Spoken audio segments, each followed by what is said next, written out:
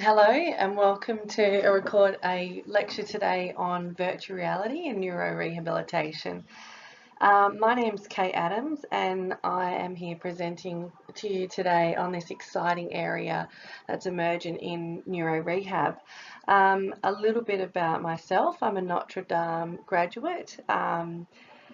About 6 years ago, I graduated with Notre Dame with first class honours. I did a very interesting honours research with Ali, looking at the impact of optokinetic stimulation in post-concussion with individuals experiencing visual vertigo. Kind of prompted my interest for technology, for the use of technology in neurorehabilitation, and from there I've had a bit of a passion looking at how we can incorporate gamification and virtual reality into neuro rehab. So I've been working in the community for that period of time and have my own practice down in Mandurah, where we are currently in the process of setting up a neuro rehab gym, which is quite exciting. I have almost finished my master's through Flinders University, so doing my master's in neurorehabilitation for physiotherapy, where I am just about to embark on my final piece of work, which is a research project into the use of virtual reality in individuals with spinal cord injury and the impact on neuropathic pain. So it's a bit of a passion for me, and I'm really excited to be sitting here and virtually presenting to you all today. So a little bit about virtual reality. What is it, I guess, would be the first place to start. So virtual reality is an advanced computer-generated environment that can be immersive or augmented. It allows the user to interact and become immersed in a naturalistic fashion, and can simulate realistic experiences such as sporting, reaching, grasping, and a few other things which I'll go through later on through the slides. The beauty about virtual reality is it's immersive and interactive, and we can imitate physical presence with an avatar, which is quite a cool concept, particularly when we're having a look at pain and graded motor imagery. I think this will play a big role in that area as we move forwards. So virtual reality, as I mentioned, can be immersive, so in a head-mounted display or a headset, or augmented, which would be through a screen or a projector.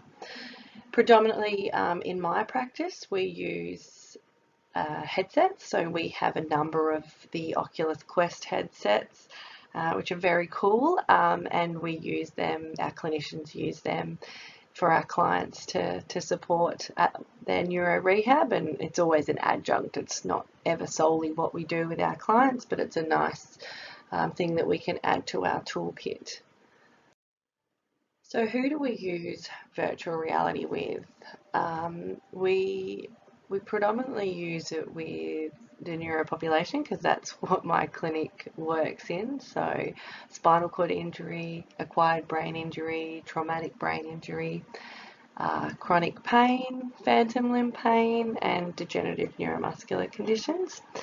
You could use it with a much broader population, but that's what we solely target, and in the essence of the fact that this is a neuroscience unit, we will be sticking to these populations.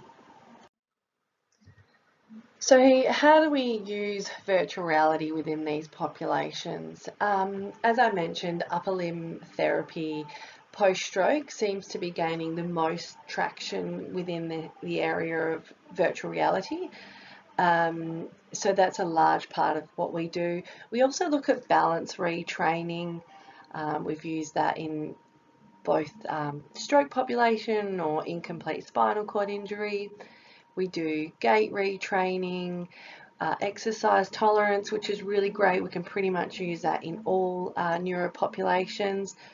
We've done vestibular processing as well, which is how we've kind of worked interdisciplinarily with our friends who are OTs, so they generally target this area. We've been able to use VR to support that, in addition to support mental fatigue. So that's been something that's been an exciting area for us. We do vestibular retraining, so I touched on optokinetic stimulation at the beginning of the lecture, and that's something that we target here as well. Graded motor imagery, as I mentioned, this is an area which I really feel like virtual reality will have a big role in the future. And pain management, so this is where I'm going to be doing my research, and we do a lot of pain management with our spinal clients, particularly experiencing neuropathic pain, and we utilise distraction to assist with pain management there, which has been really nice. Virtual reality has gained traction in the recent years and is an emerging treatment adjunct for neurorehabilitation. Unfortunately, as any treatment in the early stages, research is of poor methodological quality, and there's not a great deal out there. A lot of the research has been focusing on upper limb retraining and motor performance in the stroke population. And we are seeing some exciting research come out in regards to pain as well. For this lecture, I've decided to reflect on an article that's been written by one of my associate professors at Flinders University, Dr. James McLaughlin, who outlines 10 guiding principles of motor retraining. This particular article is a great reference point for motor retraining. If you haven't read it, I would highly recommend that you do. It considers motor retraining or motor relearning in all aspects of neurorehabilitation. So looking at body schema, feedback, error and reward-based learning, practice and variability, and so on and so forth. So how I'll present this lecture today is we'll go through each of these guiding principles and provide an outline of each principle, and then give you an example of how we can use virtual reality to address this area for motor retraining. So to get us started, we're going to consider actual and predicted bodily state. So our actual and predicted bodily state relies on our sensory information or sensory input. It provides our central nervous system with the perceptive information about body location and limb movement. So we can use virtual reality as a medium to support body awareness and body schema through the user embodiment. So embodiment in virtual reality relies on internal factors such as personality, past experience and behaviours, as well as external factors, the avatar and environment, and the embodiment of the user through visual representations such as avatars. So for actual and predicted bodily state, we have a look at somatosensory retraining. Proprioception is a big area here that we can utilise virtual reality for, because we're looking at upper limb retraining, balance retraining, gait retraining with a reduced visual reliance. We're requiring our clients or patients to have an increased awareness of their intrinsic body position and exploring aspects of that in a functional and meaningful way. So some research has emerged that shows this is an effective way for improving proprioception. We can also have a look at sensation through vibration within the device, relying on pressure of the device. If we're looking at painting or spraying, we're having to utilize pressure to push down the buttons, and then of course in balance retraining, the sensation through their feet, or and again proprioception and having where their body is in space. Feedback's a really important part of neurorehabilitation. It provides our clients or patients with information about their performance that they're doing, or the task that they're doing, and then the outcome of that task being performed. We consider feedback in a number of ways. We consider intrinsic feedback, so what is felt by the individual performing the task. That might be visual, auditory, tactile, proprioceptive, how they are interacting in their environment. Did they hit a target? Did they feel the vibration through the controllers? How did their body feel when they were completing the task? So again, we're looking at that proprioceptive or sensory information coming in. We consider augmented feedback. So that would be feedback by the therapist, by a coach, or even throughout the game. You'll also often get provided feedback. And then we consider knowledge of performance and knowledge of results. There's a lot of research into this area and how we can use this to support motor retraining. So knowledge of performance provides information regarding the nature of the performance of the task or the movement pattern that the individual is doing. And that's throughout the task being performed. And then knowledge of results is, I guess, post-movement information on the outcome of the task or the goal. So what was their overall score in a particular game? Did they hit the target? Gamification provides feedback really well. It's been designed to increase user motivation and user participation. So I think this is something that we can really harness in the neurorehabilitation sector and support motor retraining in this population. Knowledge of performance is done really well in gaming. It provides us information throughout the game, visually, auditorily, and then also through tactile input. So if we consider, hitting a target, we'll often see points come up or lights flash or different shapes come up. There's often a sound associated with that, and in the systems that we use, our handsets actually vibrate to provide sensory feedback as well. And then we consider knowledge of results. So our score, did we beat our previous score, or with the highest scorer? And also some of our applications also break it further down than that. So if we have a look at boxing, we can have a look at, our total score for jabs, hooks, uppercuts, blocks, things like that. So it gives us a lot of information that's at the end of the game that's also motivating for our clients. And it shows us our achievements within the game as well. We've still got the augmented feedback. So that, as I mentioned in the previous slide, the game often does that and does it really well as the therapist being able to provide feedback also.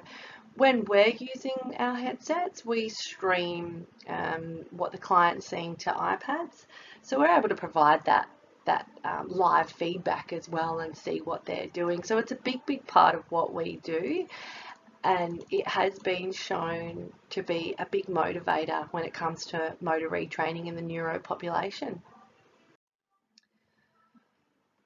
So error-based learning provides structured opportunities for the individuals to make errors, become aware of those errors, and self-correct those errors when performing a motor task. So we promote awareness with error-based learning. So we're looking at stopping, checking, self-correcting, reflecting on how the errors change the task performance, and increasing awareness of those deficits when the individual is performing the task. And that allows them to learn to anticipate errors in everyday life and then plan accordingly.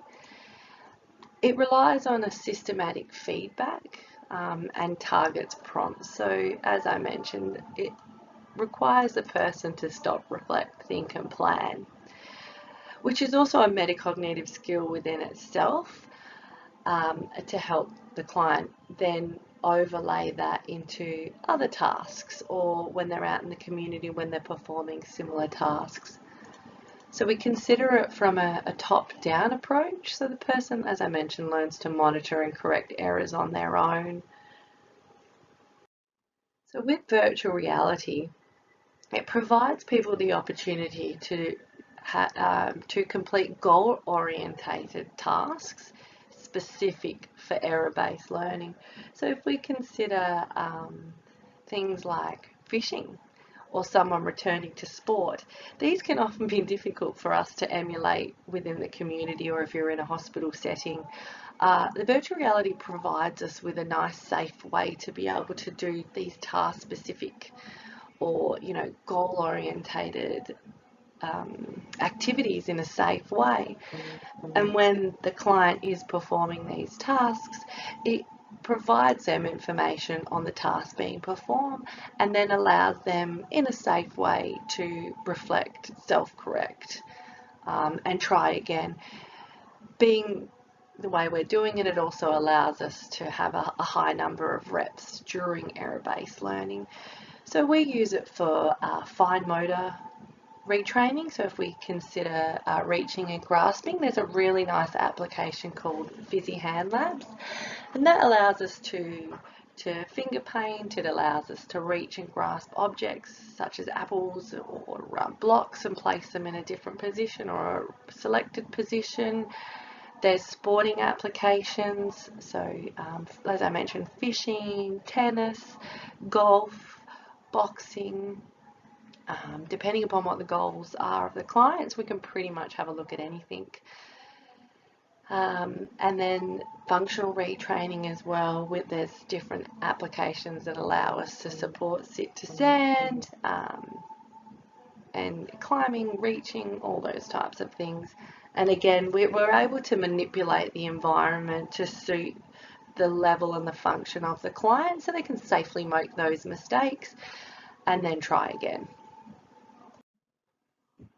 The next principle we have a look at is reward-based learning. So we know that reward closely links to salience, which is one of the principles of neuroplasticity, as I'm sure Ali has been through with you recently. And reward-based learning is a positive reinforcement of a movement or a skill. It can be through internal rewards or intrinsic motivations, such as the challenge of performing the task, the control the individual is able to achieve when performing the task, and also how safe they feel. So if they're feeling safe performing a task, these all contribute to internal rewards. Then we've got external rewards or extrinsic integration, and that are things like achieving highest points, achieving trophies, beating their previous score. So there is a lot of research into reward-based learning or reward-based feedback, particularly through gaming. They put a lot of research into that, which is why gaming is so big and so addictive, because it increases motivation for the individual that's using the game. And we know that the notion of motivation and reward-based learning is something that can enhance motor retraining within the neuro population. So it's something that we can really hone in on VR and use to our advantage. So gamification has been shown as a feasible adjunct for the neurorehabilitation or the neuro population. We know that it assists with motivation, drive, and engagement with performing tasks. There's a bit of research that's been done, particularly looking at upper limb retraining, which we know if you've done a placement on a neuro ward or anything like that, we know that this can be quite a monotonous form of rehabilitation, and we really need our clients to be engaged and motivated when performing these tasks, because that's when we're going to get all those neuroplastic changes happening and they're attending to what they're doing. So the gaming applications really provide meaningful opportunities for those task-specific practice. As I mentioned earlier, there's gaming for boxing, for fishing, for sporting, for reaching and grasping, where we're actually reaching and grasping objects in different environments, different colours, and all these things we can manipulate and change to suit the client or increase levels of difficulty. Again, if we have a think of those intrinsic factors or intrinsic motivations of challenge, we can really have a look at adjusting for clients. We consider external motivations, so the scores, the levels, they can compete against each other. So there's a really great social network on virtual reality as well, where we can have clients racing each other or competing against each other in various tasks. We also have got the opportunity when they're doing this to have that increased dosage, which we know in the neuro population, as many as possible usually is what we're told. And then we've got that element of physical activity as well.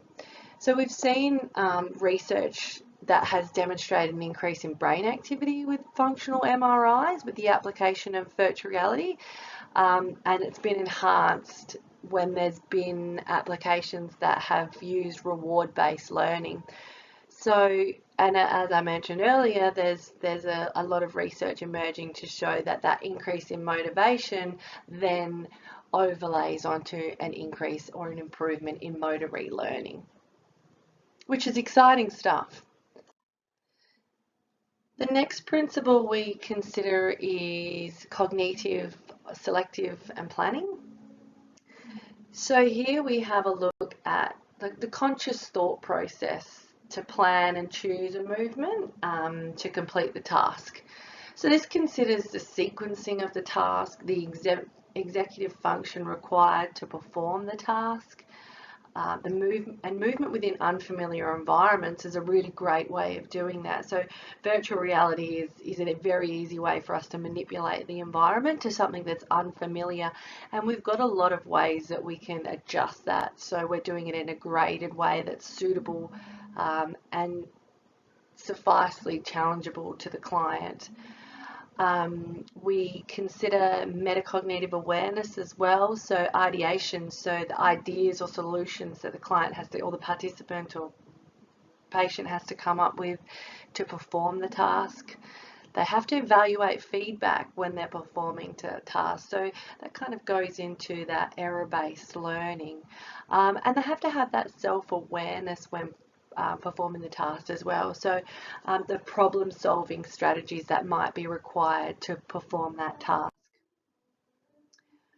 When we have a look at how we can apply this and how we can use virtual reality, then we know that virtual reality is a modality that increases cognitive training and requires the user to adapt through conscious choice and planning, and it requires them to do so quite quickly.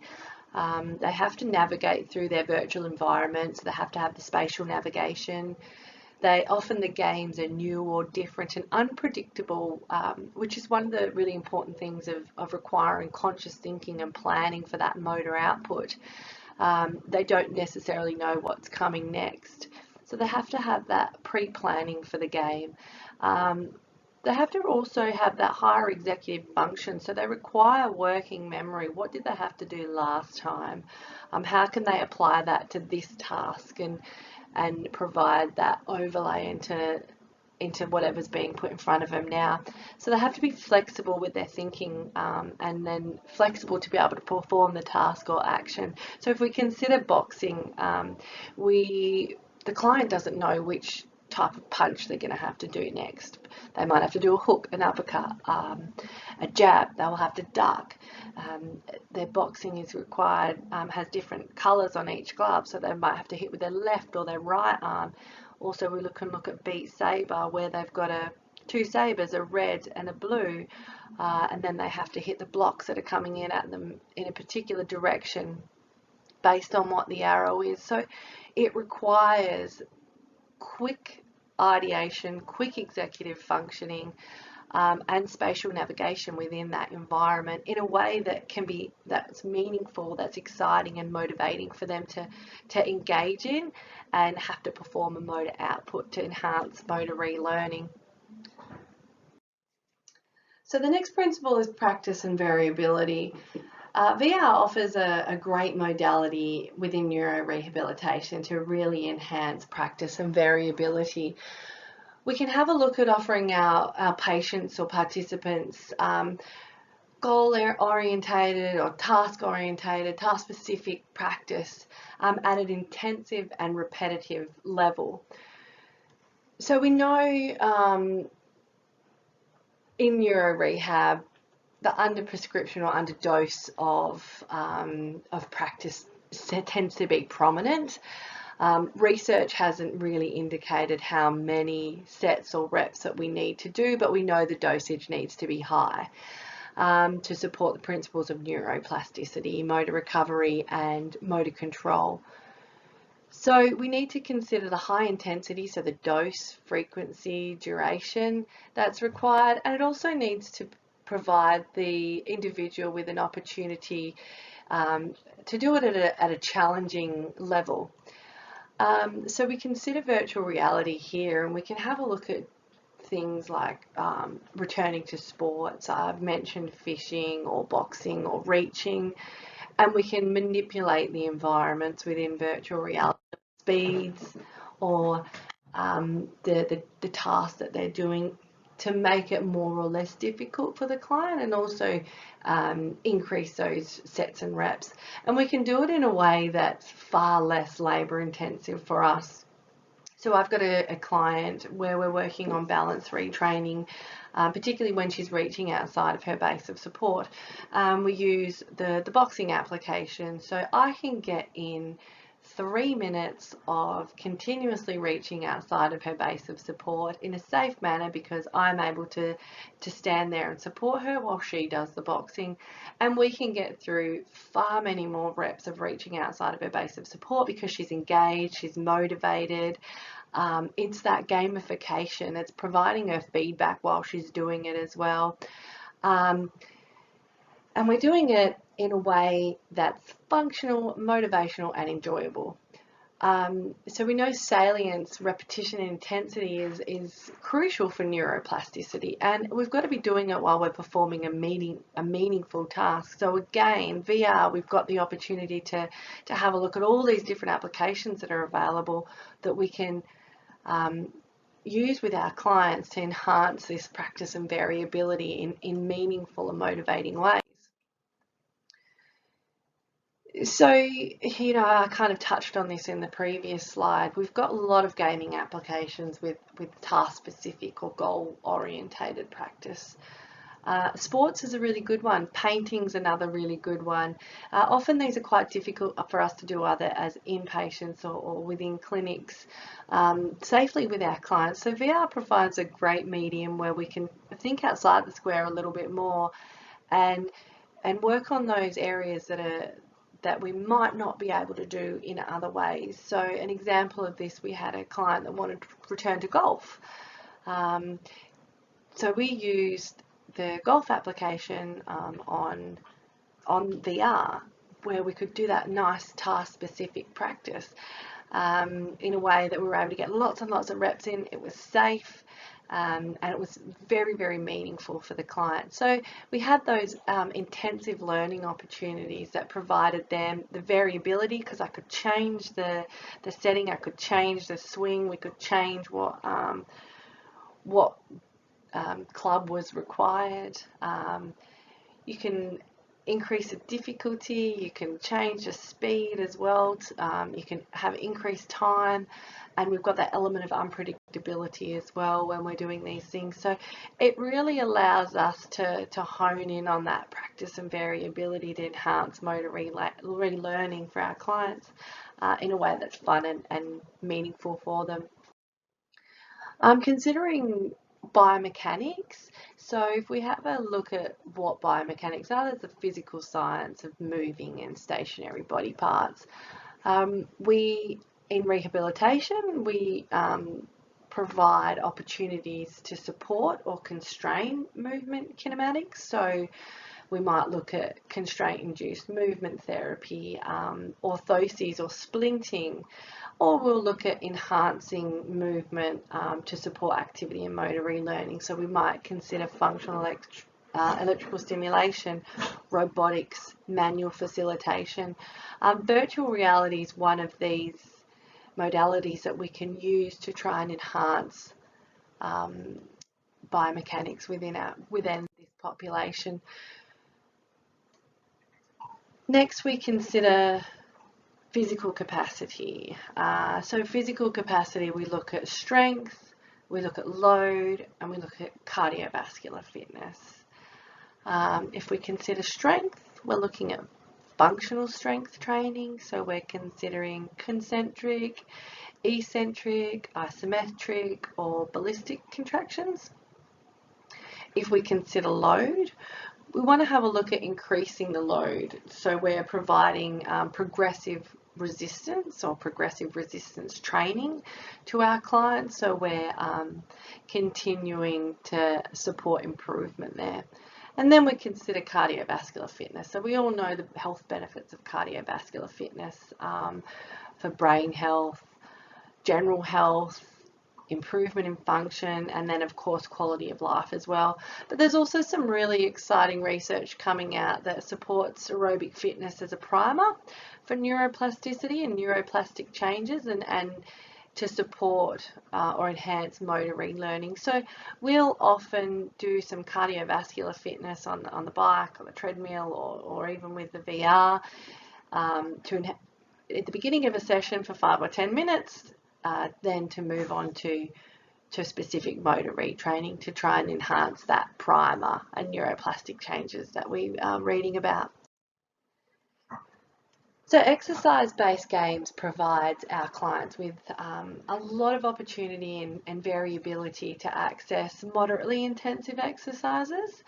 Again, they can be task orientated. We've got the ability to have high repetitious training as well, which is great. We use these with, so we use cardiovascular fitness in sitting, standing, lying. So it pretty much can be for any of the clients we have. I've got a number of quadriplegic clients that we use the boxing apps while they're sitting in their chairs, and they're able to get their heart rate up and do some boxing or rowing is another really popular one. We've got some cycling, Beat Saber, everyone seems to love that as well, and we can play with the degrees of difficulty or how hard or easy each of these applications are. So we can also increase the load for the client. So we might add resistance or change the body posture or position. We might be in an anti-gravity position and add rates, or we might go against gravity. Also, like I mentioned, we can add weight. So I'll often add wrist weights onto my clients when they're doing the boxing or anything like that. So it's really how creative you can be and how much you want to vary the intensity of the cardiovascular fitness that you're doing. We obviously do it in a graded way and monitor heart rate and perceived rate of exertion with our clients to make sure we're doing it in a safe way. But for a lot of our clients, particularly if we consider quadriplegics who traditionally will use an arm cycle, this is a lot more exciting and engaging for them. So we consider attention next as one of the guiding principles of motor retraining. And it considers the ability of the individual to attend to selective sensory information that will assist with the initiation of movement or to regulate the performance of a movement.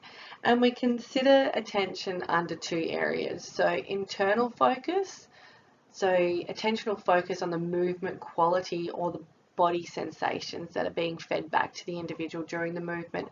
An example, where is my foot going to land? The next one is external focus. So that directs the individual to the movement effect on the outside environment. So if we consider in a gaming situation, I hit that target. Research does preference external focus for motor relearning, not only in the neurological population, but also when we consider this area in athletes. It's been shown to enhance performance and enhance movement patterns and motor control. So within virtual reality, we consider both internal and external focus, so that they do have to be aware of where their hand's going to land or what their body is moving to perform the task and to remain safe in their VR environment. But a large part of it is the external focus. So the targets, the timing of the movement, the auditory information that comes with hitting the target, the visual cues that are within the movement or within the application. And then the music will often provide rhythmical patterns to what's required. So as in Beat Saber, as it's becoming more difficult, the music might become faster to enhance those increase in difficulty or increase in movement patterns required. And we also consider inattention dual tasking. So the person has to be able to attend to the task whilst attending to the other task. And we can use that quite nicely in virtual reality as well. The last of the 10 guiding principles of motor retraining in James McLaughlin's article is beliefs and self-efficacy. So we can define self-efficacy as the individual's belief in their ability to execute the behaviours necessary to produce the specific performance or the specific task required.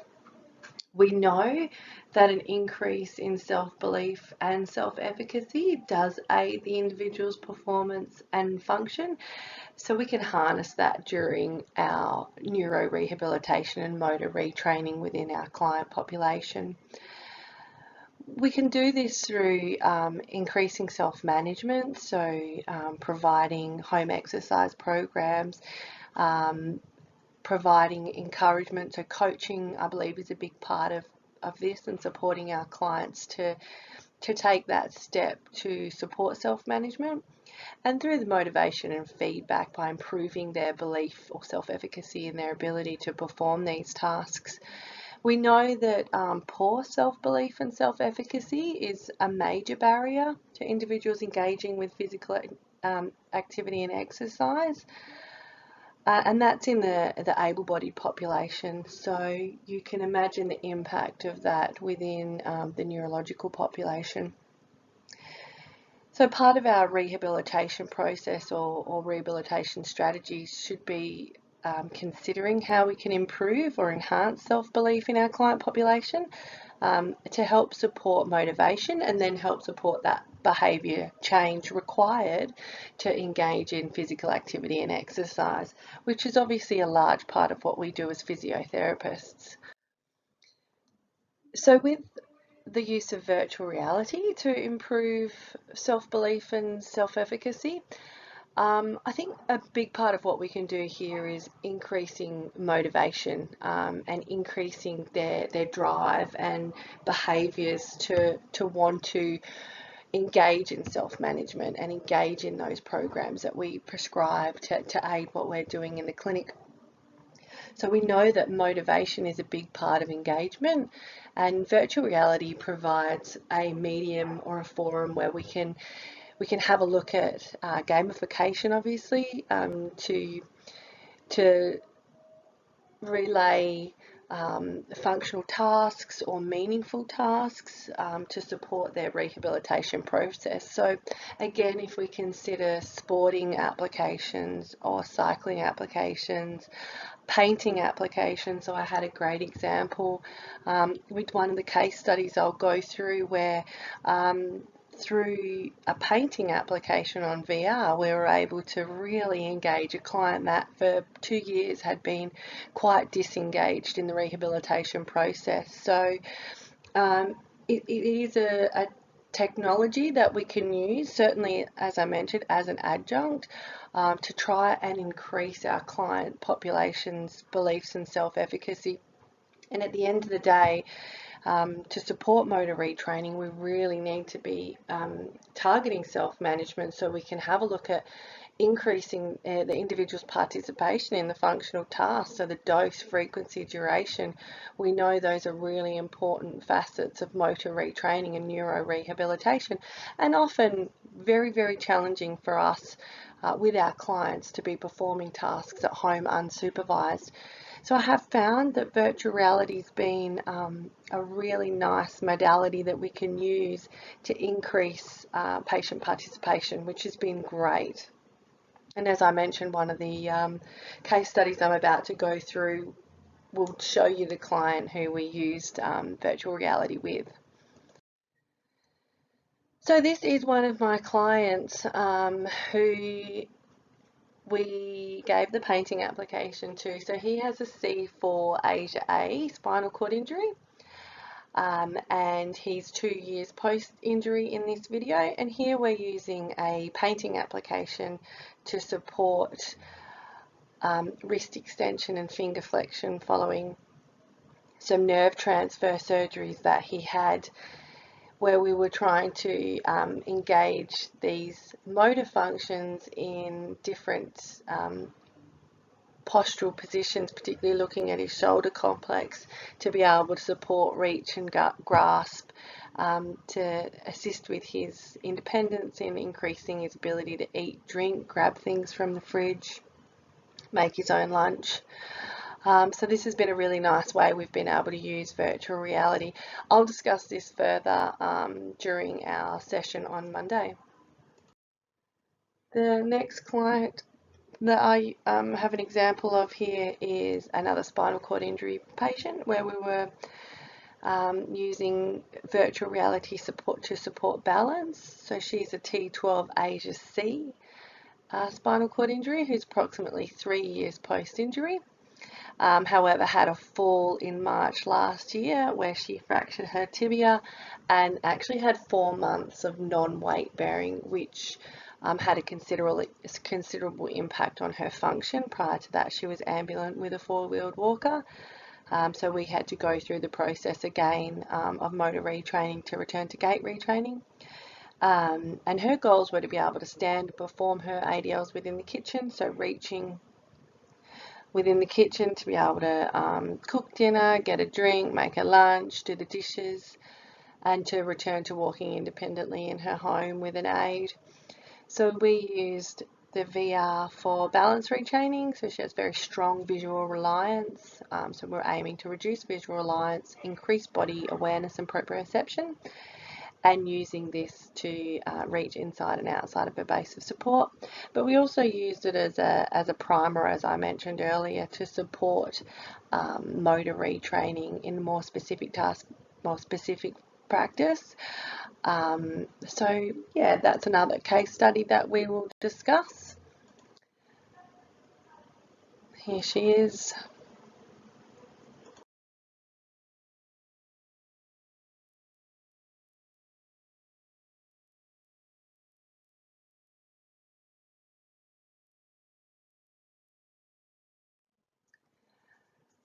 And then the third case study we look at is a traumatic brain injury, where we actually used virtual reality for visual processing and improving reaction time and to reduce associated fatigue with visual information.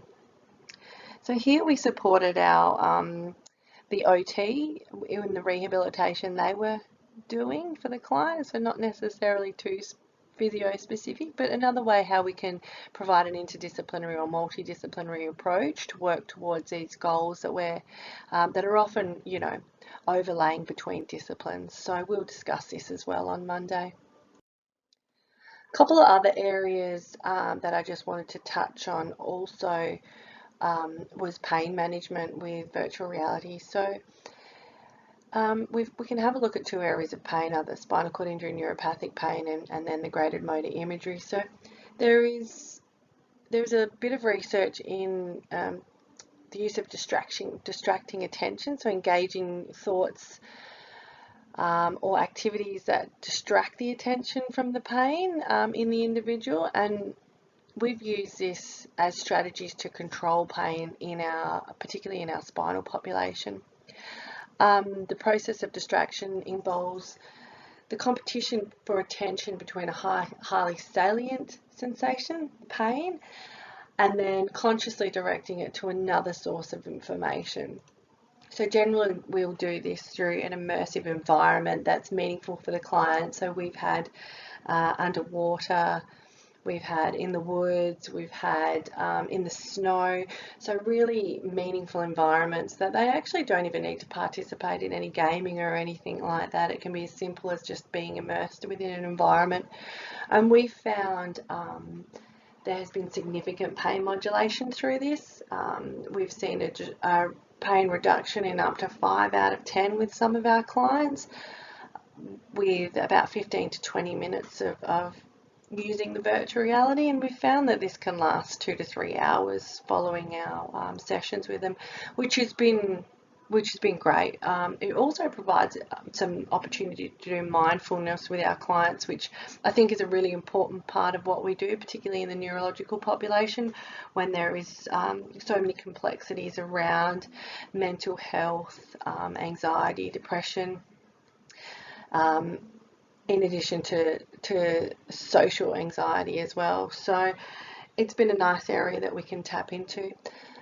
Graded motor imagery is another area within pain management that I think virtual reality's got a big future. So I have used it with one client that was a left-sided upper limb amputee, and we used the laterality program through Recognise. We did motor imagery followed by mirror box, and then we actually sourced virtual reality within the community through Tadwa, that used to have a setup that allowed us to mirror left onto right, and this was quite exciting because we were able to provide about 4 to 5 hours with this particular client of pain relief following a session, which for him was considerably life-changing. He had significant phantom limb pain, and through the use of virtual reality we were able to provide some pain modulation without administering any medication through conservative management. So it was really nice for him. Quality of life is the last thing I'll touch on, which has been, again, a really cool area for us that we've been discovering in the community. So we've got a number of clients which are quite significantly disabled, and they've been able to experience 360-degree video recordings that have enabled them to immerse into various environments that they would not be able to do with outside of virtual reality. So one of my clients in particular is a complete C1 spinal cord injury, so he's a ventilator dependent quadriplegic, and he has a virtual reality headset, and he actually uses it to go experience skydiving, which for him, getting that experience anywhere else is just not possible. He's gone underwater and been a part of a fish feeding frenzy. We have other clients that have gone in fighter planes and had that experience, which can be make you feel a bit sick, but they've got stronger stomachs than I do. There's also Wonder, so it's similar to Google Earth, so it gives people the opportunity, people with disabilities or neurological conditions that might not be able to travel, to be able to travel and see different places around the world. You've also got a lot of things available on Netflix, YouTube. There's roller coaster simulations. So again, many of these clients, particularly our high-level spinal cord injury clients, can't go on a roller coaster. So they get to experience that. There's a lot of concerts now being recorded in 360 degrees and available through virtual reality, and then sporting events as well. So we're really able to improve the quality of life of people within the neuro sector by offering things that they may not otherwise be able to do, and I think virtual reality is quite unique in that aspect, and I look forward to more of these things being available and being able to increase inclusion and participation within this population. So what we use in my clinic is the Oculus Quest. So we have some of the first Oculus Quests and Oculus Quest 2. They're a really nice over-the-counter device that is simple to use. They're owned by Facebook, so its interface is very user-friendly. I have a 65-year-old quadriplegic that can operate it very easily. So And then I also have my own kids that can operate it. So it's a nice, easy one to use. It's relatively cheap. They're around $600, and you've got access to lots of different applications. And like I said, it's really up to their imagination, their goals, and your imagination. So here's a few of the apps that we use quite regularly. FitXR, that's a boxing app. We've got VR Nature Tracks, which is we use that for pain or mindfulness, so it's a distraction therapy. Beat Saber, Graffiti, National Graphics, Sports Scramble that offers tennis, baseball, bowling, a lot of different games in there. The Climb, that's a pretty interesting one. That's rock climbing. ZR Fit is a great application that we can use with quite a large population so that we can emulate cycling. So I've even used this on one of my clients that's accessed a Fez bike, and we put him in the VR and strap the controllers to his legs, and off he goes, and he's cycling in virtual reality and on a number of different places around the world. So it's pretty cool. And then we've got SideQuest, which is a developer's site that we've accessed that has lots of different applications in it as well. So there's a lot out there, and there's more coming. And I think as interest grows within the rehabilitation area, I think we'll find more things that we can use and access and improve all the wonderful work we do with clients and improve their quality of life. So it's a very, very exciting area. So that's it for me. I've obviously listed all the references here. I hope you've enjoyed the lecture, and I look forward to speaking to you all and seeing you all on Monday. Thanks so much.